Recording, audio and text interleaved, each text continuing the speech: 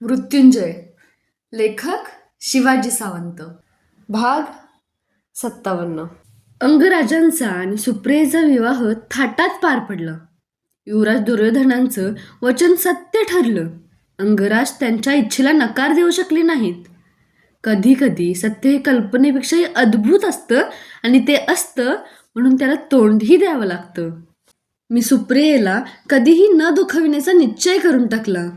तिला दुखविण्यानं त्याचा त्रास अंतिम माझ्या पतीलाच होणार होता. स्त्री ही कमीत कमी हानी आणि अधिकात अधिक सोय निवडत असते. तोच तिचा जन्मजात स्वभाव असतो. सुप्रियेला स्वतंत्र अंतपुरी कक्ष देण्यात आला. इतकं सर्व झालं होतं तरी माझं मन मला निक्षून माझ्या पतीच्या प्रेमाची ग्वाही पूर्वी इतकीच देत होतं.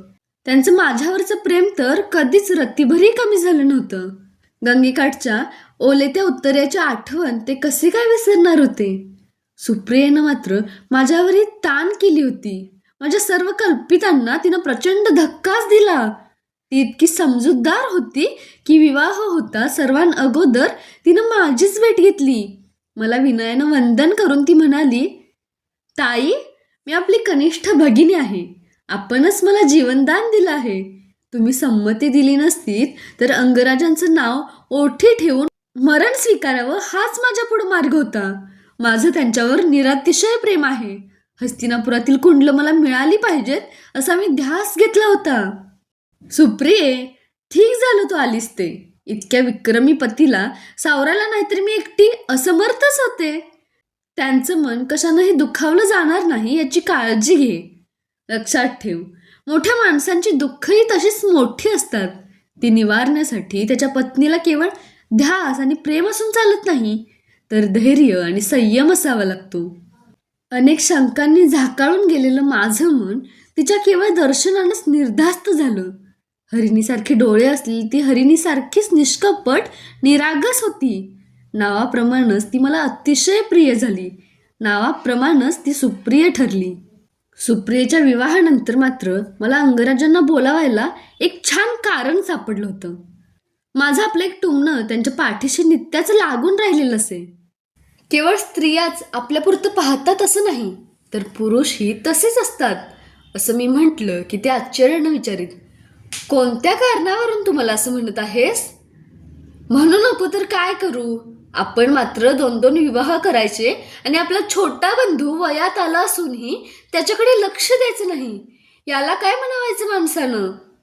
वृषाली, तुझ्या समाधानासाठी तरी मला आता शोनाचं लग्न लवकर केलं पाहिजे. नाहीतर काय? नाहीतर माझ्यावर सोड म्हणून तू स्वतः पुढाकार घेऊन एकाच वेळी त्याची 3 लग्न लावून मोकळी होशील, आणि तीही मिळतील त्या मुलींशी. आपल्यावर कसला सूड? आपल्यावर सूड घ्यायचा म्हणजे मी माझ्या स्वतःवरच सूड उगविण्यासारखं नाही काय? ते त्यावर काहीच बोलत नसत. मात्र आपल्या भावाचा विवाह लवकरात लवकर केला नाही तर मी या ना त्या प्रसंगी त्यांना सारखी छेडीत राहणार आहे हे त्यांनी ओळखलं होतं. युवराज दुर्योधनांच्या विवाहानंतर ते आता लवकरच हस्तिनापूरचे अभिषिक्त राजे होणार अशी जागोजागी चर्चा सुरू झाली. सेनापती म्हणून ते अंगराजांची नियुक्ती करतील असंही सर्वजण बोलत होते. महाराज धृतराष्ट्र फारच वृद्ध झाले होते. त्यांनी कुरूंचं राज्य इतकी वर्ष नीट सांभाळलं होतं, तेच काही कमी नव्हतं. तरीही नगरातील वृद्ध लोक नेहमीच महाराज पांडूंची आठवण काढून म्हणत असत की महाराज पांडूंनी दिग्विजय करून हस्तिनापूर राजाची कीर्ती वाढविली आणि त्यांचे कमलपुष्पांसारखे 5 पुत्र मातेसह अग्नीच्या भक्षस्थानी पडले. कुणी कुणी म्हणत ते जिवंत आहेत, असतील तर त्यांना हस्तिनापुरात आणलं पाहिजे. मला नगरातील लोकांच्या या चर्चा कधी शोण भाऊजींकडून, कधी सत्यसेन दादाकडून, कधी प्रभंजनाकडून, तर कधी मृणालकडून समजत. पांडवांच्या स्मृती आवडीनं श्रद्धेनं जपणारे अनेक नगरजन हस्तिनापुरात होते. मलाही प्रसंगवशात राजमाता कुंती देवींची प्रकर्षानं आठवण होई. त्यांच्या स्मृतीबरोबरच त्या 5 एकसंध फिरणाऱ्या भावाभावांची आठवण होई. ते या जगातून नाहीच झालेत हे मला कधी सत्य असं वाटलंच नव्हतं. काळाच्या ओघात काल वाटत असणारं सत्य आज असत्य ठरलेलं असतं. शेवटी तसंच घडलं होतं. अदृश्य झालेले पांडव पांचालीच्या स्वयंवरात एकदम प्रकट झाले होते.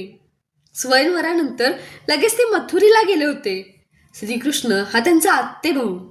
सर्व नगरजनांना वाटलं की ते आता मथुरेतच वास्तव करतील, कारण सर्वांना माहीत होतं की युवराज दुर्योधनांचं आणि त्यांचं कधी पटणारच नाही.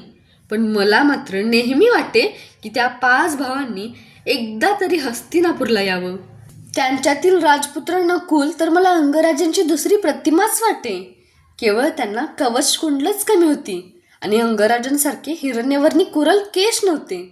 त्या 5 भावांना एकदा तरी पाहावं अशी माझ्या मनात तीव्र इच्छा होती. माझ्या पुत्राचं दुःख आता कालाच्या ओघात बोथटलं होतं. एके दिवशी माझी ती इच्छा फलद्रूपही झाली.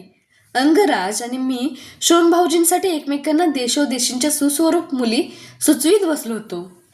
वृषाली, तू कुलिंद देशाबद्दल कधी काही ऐकलं आहेस? ऐकलंय, पण फारसं नाही. तो देश हिमालयाच्या अगदी पायथ्याशी आहे. हिरव्यागार वनश्रीनं सदा सर्वकाळ नटलेला तो देश म्हणजे पृथ्वीवरचा स्वर्गच मानला जातो. त्या देशातील स्त्रिया म्हणजे अप्सरांसारख्या सुंदर असतात.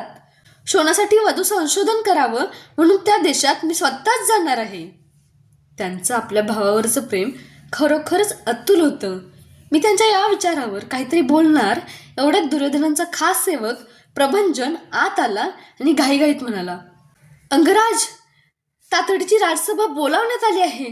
आपणाला राजसभेत घेऊनच ये असा निरोप आहे. का? काय झालं प्रभंजन? अशा सभेचं प्रयोजन? अंगराजांनी आसनावरून उठत उठतच त्याला विचारलं. मथुरेहून निघालेले पांडव आता हस्तिनापूरच्या अगदी सीमेवर आले आहेत. ते गंगेच्या पहिल्या तीरावर येऊन ठेपले असल्याची वार्ता आली आहे. महाराज धृतराष्ट्रांकडे आपल्या राज्याचा अर्धा राज्यभाग मागायला ते येत आहेत अशी कुणकुण आहे. चल प्रभंजन, तू पुढं हो. मी सभेची वस्त्र परिधान करून येतोच म्हणून सांग. वस्त्र धारण करण्यासाठी ते वस्त्रागारात गेले. माझ्या मनात शंकेची पाल चुकचुकली. या राजसभेत न जाणो परत कुणाची तरी भांडणं व्हायची. प्रश्न राज्याच्या वाटपाचा होता. राज्यासाठी लाखो वीरांची मस्तकं धडा वेगळी होतात. वैमनस्याचे विषवृक्ष फोपावतात. जे घडू नये तेच नेमकं घडतं. जगासाठी संपत्ती, राज्य, कीर्ती ही अनमोल असतील, पण स्त्रीसाठी तिचा प्रिय पती एवढाच अमोल ठेवा असतो. पतिहृदय हेच तिचं सिंहासन असतं. ते वस्त्र बदलून येताच मी सामोरी गेले.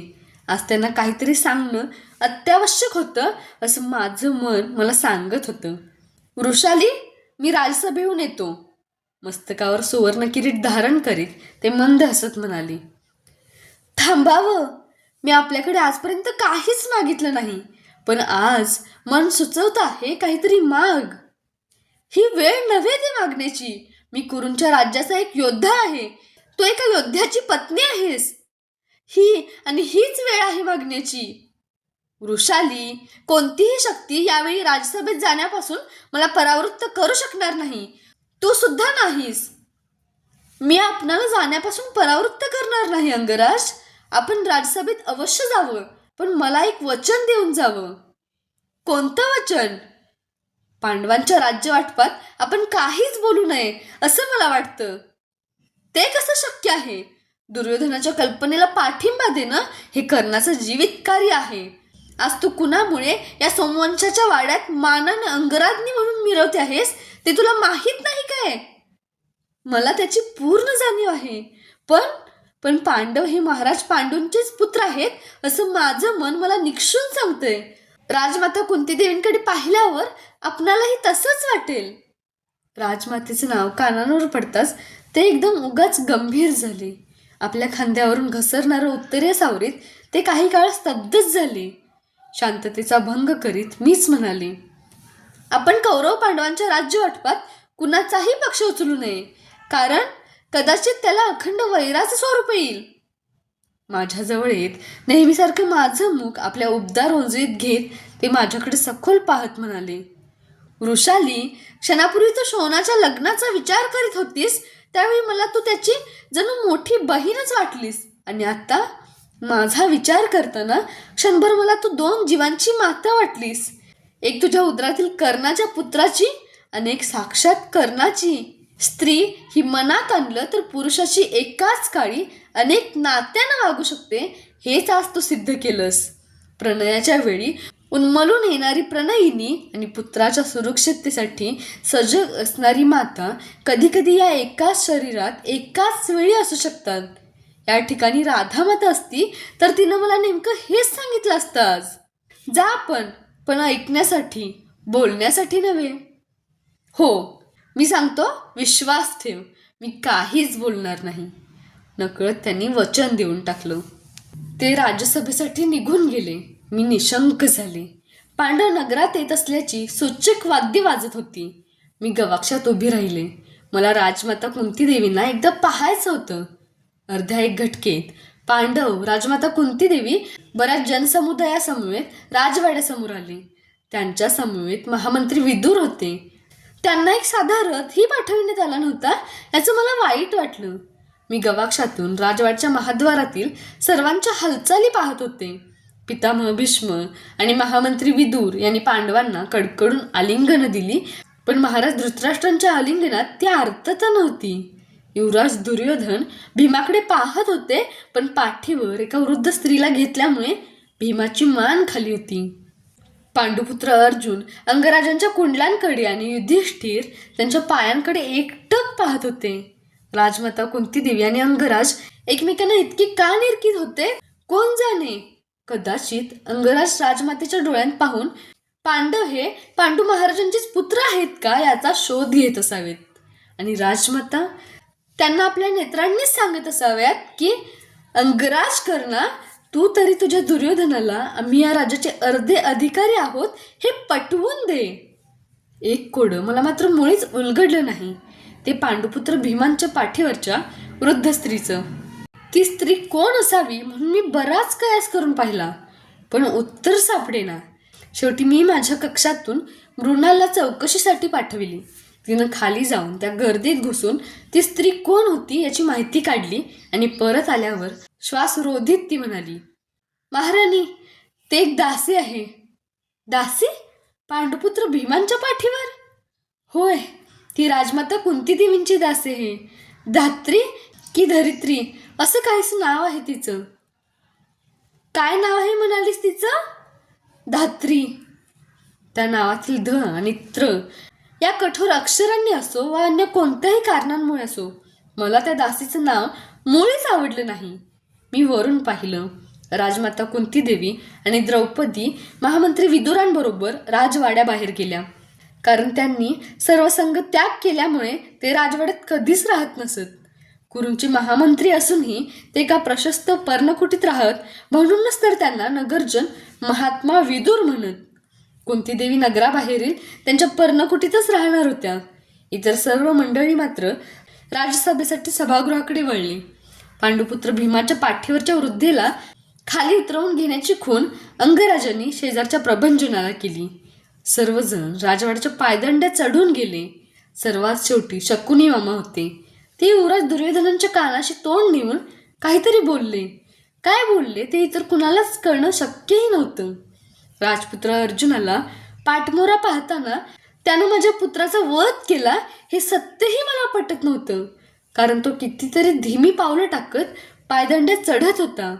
प्रत्यक्ष युद्ध चालू असताना कोण मारलं जातंय याकडे या योद्ध्याचं लक्ष असतं की नाही कोणास कळे.